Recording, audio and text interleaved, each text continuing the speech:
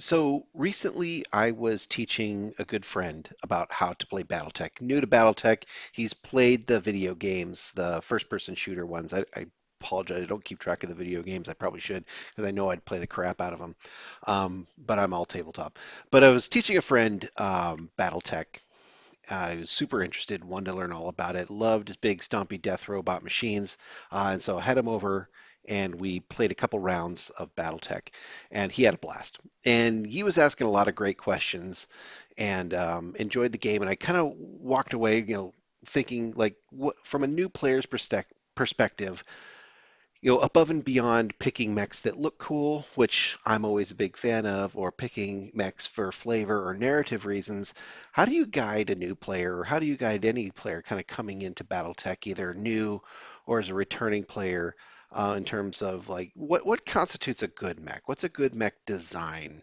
What's great on the tabletop? What's maybe not so great on the tabletop? And kind of make informed choices between, lore reasons and um, various other aesthetic reasons and, design quality. So it got me to kind of thinking about how do you, instead of talking about this mech is good or that mech is crap, let's have a conversation. I just want to have a conversation with you about what you think kind of makes a mech a good design on the tabletop. Now, a couple of caveats here. We should all be playing narrative, right? We've got our stompy death robots. The game is pretty well balanced with battle value too, I would say. Player skill definitely comes into it, and dice luck comes into it. But some units on the tabletop are um, maybe have a slight edge over other ones, and I think some of that comes down to design. But you should definitely be picking mechs because you like them or they look cool and whatnot. But also, there's always that question of, hey, is it actually going to be junk? Am I going to have a bad player experience for myself if this mech doesn't perform on the table? And so that's kind of what we're looking at here. And so from a narrative perspective, we all know that a lot of the mechs in the technical readout, or TROs, the technical readouts, particularly like 3025, a lot of those mechs are pretty suboptimal designs, and that's on purpose. There's a reason for that. So they made, an opportunity for, if you wanted to get into the tech manual and design your own mechs, you can easily make a superior mech to the 3025 rules, or the 3025 designs, pretty easily if you understand the rule set. Um, but those mechs that are in the technical readouts are suboptimal because they're there for narrative purposes. Some of that is because, the manufacturer in the in-game setting is a new manufacturer. They're using experimental tech. Maybe they don't understand, the ins and outs. Maybe it was stolen tech or refit tech or reverse engineered tech from somebody they stole it from before. Um, the point here is that the engineers and the designers are not perfect.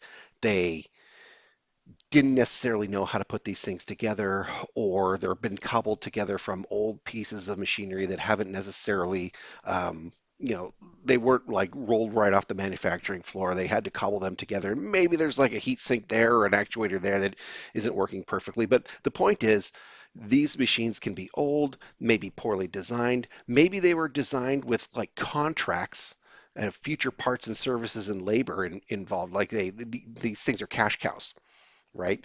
So there's lots of good narrative reasons why they might be suboptimal.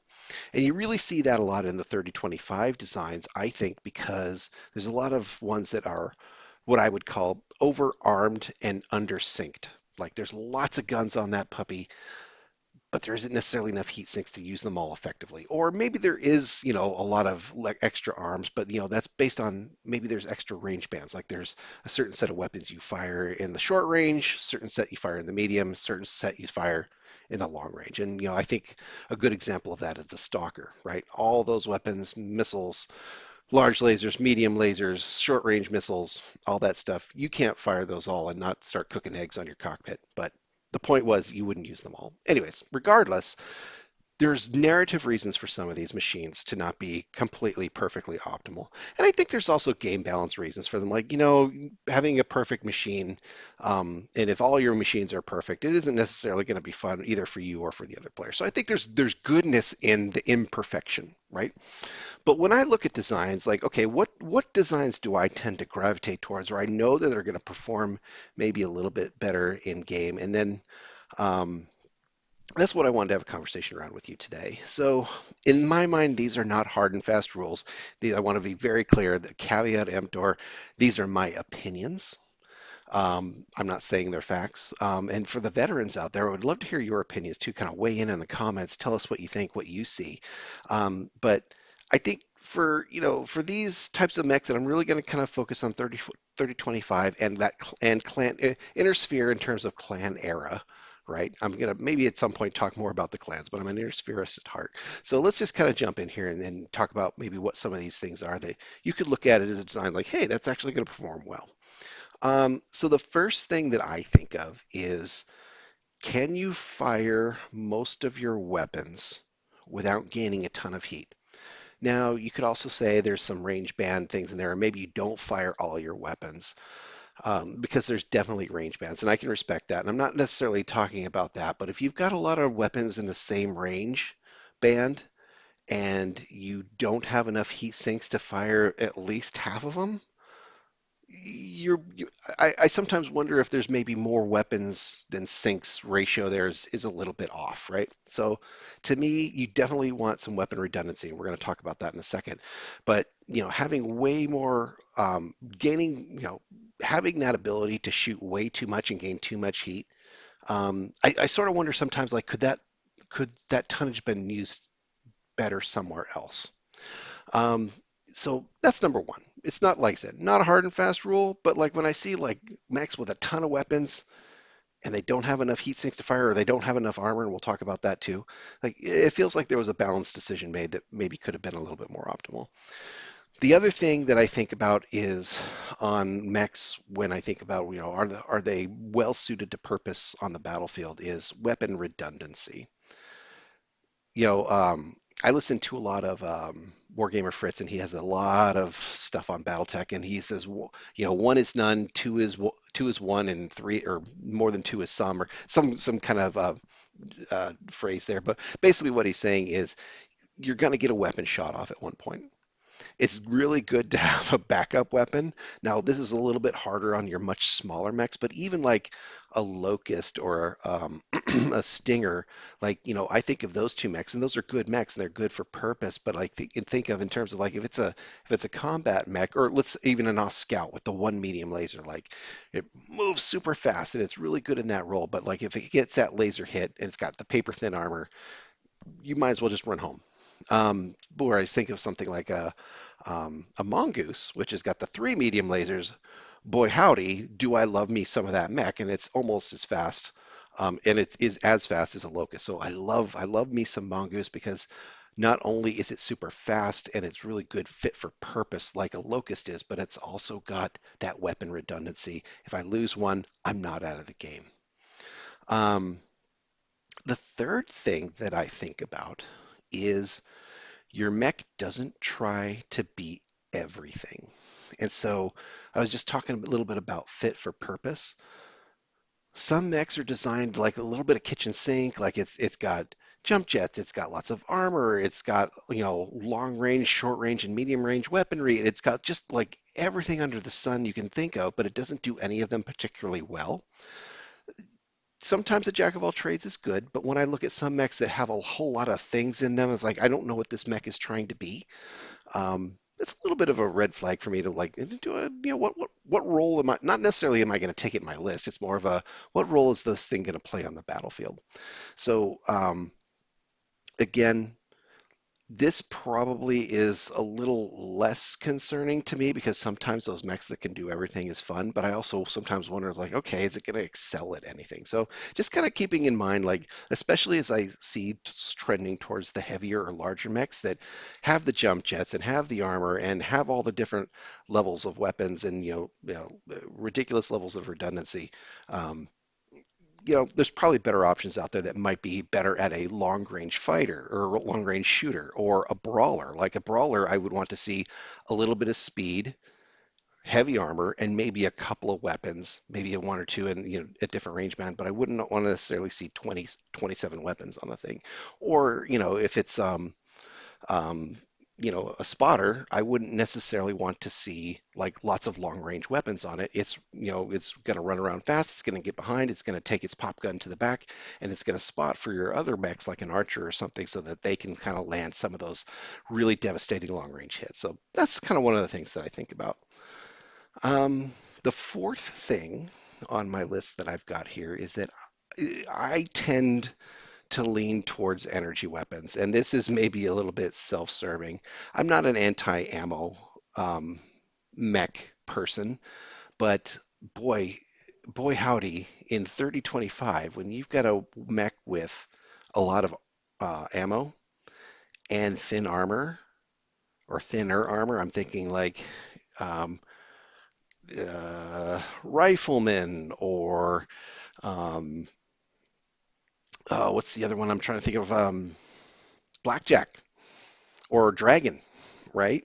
You think of those mechs, not super thick armor, depending on the variant. Boy, when they hit that ammo, you see that guy light up from orbit. So, um, again, not necessarily anti-ammo, um, but I do prefer the energy designs mostly because I don't have to spend tonnage for ammo. Um, I don't have those boom boom moments when they peel through my armor. Um, the flip side to that is you're generally going to be stacking the heat. So you're gonna pay one way or the other. I sort of feel like energy is a little bit more effective because, yeah, you might be having to spend more on heat sinks. Yeah, your weapons are probably a little bit heavier, and yeah, you're probably not paying for ammo. Um, but with the ammo, you're gonna go boom, and without the ammo, you're just gonna have to put more investment into the tonnage of the mech to kind of make it fully operational. So it's a thing to think about, right? Um, so I guess I also lean towards, and I'd love to hear people's perspective on this. Again, this is my personal preference, but I tend to prefer more armor than a bunch of unnecessary weapons. And I think that kind of maybe goes a little bit counter to what you maybe heard me say a few minutes ago in terms of, one is none, two is some, three is a lot, or whatever. Like, the weapon redundancy. Yes, I want weapon redundancy, but I also don't necessarily want more weapons than makes sense. And so I'm thinking of there are some variants of, let me just, I'm going to pick one and I'm sure I'll get some heat on this one, but like the Warhammer. Lots and lots of weapons on that guy. Not sure all those weapons make sense. I prefer the variant of the Warhammer, and I cannot remember, it's either the D or the M or something like that, that strips out some of the ammo type weapons and puts it into armor. Now that being said, having a machine gun is always nice when you've got the infantry, and boy howdy, don't you wish you had a machine gun when you didn't, and all that sort of stuff. But I do see there's a balance between the numbers of weapons and the numbers of um, the amount of armor that you can use to protect your mech. So that's that, and then the last one that I can think of is major weapon systems in the torsos versus the arms. And I actually violate this one quite a bit. Like, I love my mechs that have the weapons in the arms, but I see the value, I see the intrinsic value of having mechs that have weapons in the torsos. And here's why. If you get an arm blown off, that means if you had a weapon in that arm, you no longer get to use that weapon, right? So if you're peeling through armor on your arms and that goes internals and either destroys a weapon or, heaven forbid, that arm or even leg gets blown off, that weapon's gone.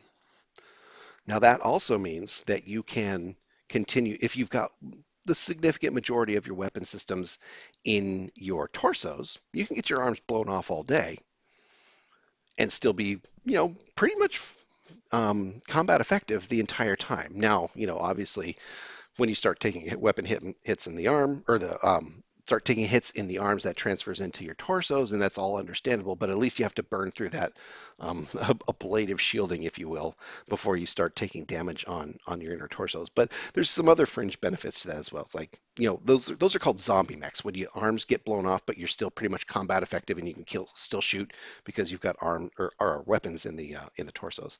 Um, the flip side to that is that you don't necessarily get all of the weapon arc, like flipping the arms like you would with weapons that are in your arms. So, torsos, semi-limited arc, I believe. Correct me in the rules if I'm wrong on this one, but I believe you lose a little bit of arc, like you can't arm flip in particular, with some of those designs. Um, the other thing is with arms and with hands, that don't have weapons in them, is that if you shoot weapons from your arms, you do not get to use those weapons in close combat, like for punches or pushes or things like that. So keeping your arms free from weapons shooting actually gives you, particularly if you're a brawler style mech, like a heavier mech with a lot of armor, better speed. I think of the Charger. I know that that's not everyone's favorite mech, but larger mechs that are heavily armored, that might have pretty decent speed, the 4.6 or the 5.8. You can run up there, and if you're shooting weapons from your torsos, you can still beat them with your fists, right? Or push them or what have you.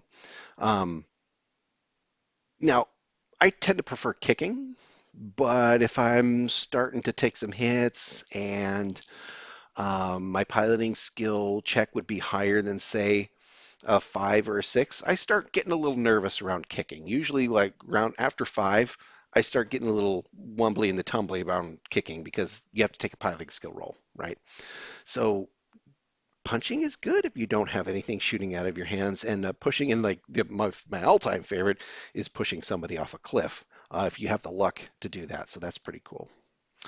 So that's kind of the high level items I have in my mind when I think of, like, hey, is this build or is this variant or is this mech, going to be strong in terms of a specific role or not? Those are the kind of things that I kind of tend to look for. First and foremost, I look for rule of cool. I love me some mechs that are super suboptimal, like totally on the high heat scale. I love me some Marauder. I love me some Thunderbolt, although Thunderbolt's pretty darn good. In terms of optimization as well, heavy armor, decent amount of guns, decent speed and all that good stuff. Anyways, these are some of the things that I look for to kind of tell me whether or not some of those designs are a little more optimal than others. And anyways, veterans, newbies alike, tell me what you think. Do you have other things that you think of when you think of how good a mech is in terms of design? Put your comments in below, and thanks for listening.